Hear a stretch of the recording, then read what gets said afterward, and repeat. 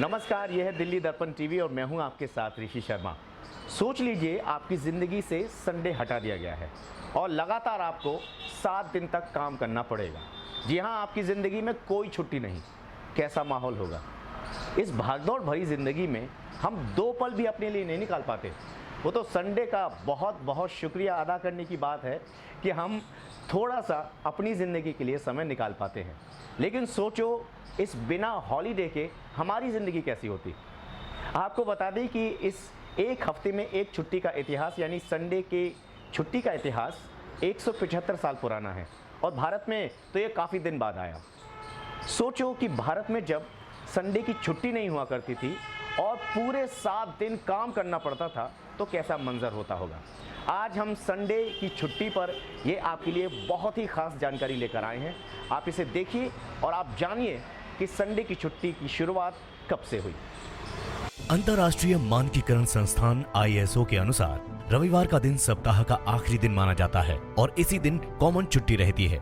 इस बात को 1986 में मान्यता दी गई थी, लेकिन इसके पीछे ब्रिटिशर्स को कारण माना जाता है। असल में 1843 में अंग्रेजों के गवर्नर जनरल ने सबसे पहले इस आदेश को पारित किया था। ब्रिटिश में सबसे पहले स्कूल के बच्चों को रविवार की छुट्टी देने का प्रस्ताव दिया गया था। इसके पीछे कारण दिया गया था कि बच्चे घर पर रहकर कुछ क्रिएटिव काम कर सकें। भारत में अंग्रेजों का राज था और यहाँ पर वो शोषण किया करते थे हमारे देशवासियों का। यहाँ पर मजदूरी पूरे 7 दिन करनी पड़ती थी और यहाँ तक कि लंच का समय भी ये अंग्रेज हमारे देश के वासियों को, हमारे देश के मजदूरों को नहीं देते थे। लेकिन ऐसा क्या हुआ था कि देश में भी, हमारे भारत देश में भी ये संडे की छुट्टी का निर्धारीकरण किया गया, यानी संडे की छुट्टी अब देशवासियों को मिलने लगी। इसके बारे में भी एक बहुत ही सुंदर जानकारी, बहुत ही रोचक जानकारी आपके लिए लेकर आए हैं। ये तो आपको पता ही है कि अंग्रेजों ने भारत पर शासन के दौरान यहाँ के मजदूरों का शोषण किया है। अंग्रेजों के शासनकाल में भारत में बड़ा मजदूर वर्ग 7 दिन काम करते थे। इन मजदूरों की हालत बिगड़ती जा रही थी।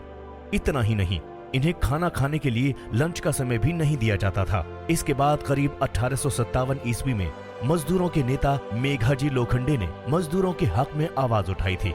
उन्होंने ये तर्क दिया था कि सप्ताह में एक दिन ऐसा होना चाहिए जब मजदूर आराम करने के साथ साथ खुद को वक्त दे सकें। माना जाता है कि इसके बाद 10 जून 1890 को मेघाजी लोखंडे का प्रयास सफल हुआ और अंग्रेजी हुकूमत को रविवार के दिन सबके लिए छुट्टी घोषित करनी पड़ी। यानी साफ है कि 10 जून 1890 से पहले भारत में 7 दिन काम करना पड़ता था। रविवार की छुट्टी को लेकर धार्मिक मान्यताएं भी बनी हुई हैं। हिंदू धर्म के हिसाब से हफ्ते की शुरुआत सूर्य के दिन यानी रविवार से मानी जाती है। वहीं अंग्रेजों की मान्यता है कि ईश्वर ने सिर्फ 6 दिन ही बनाए थे, इसी वजह से 7वां दिन आराम का होता है। लेकिन कुछ देश ऐसे भी हैं जहां पर संडे की छुट्टी नहीं होती है। ज्यादातर मुस्लिम देशों में शुक्रवार को इबादत का दिन माना जाता है। इस कारण से वहां रविवार की जगह शुक्रवार को ही छुट्टी होती है। हालांकि ज्यादातर देशों में रविवार को ही अवकाश माना जाता है। तो ये था संडे का इतिहास। मतलब आपको ये छुट्टी कब से मिलना शुरू हुई, चाहे विश्व हो या भारत। आपने जान लिया कि संडे की छुट्टी आखिर कब से शुरू हुई।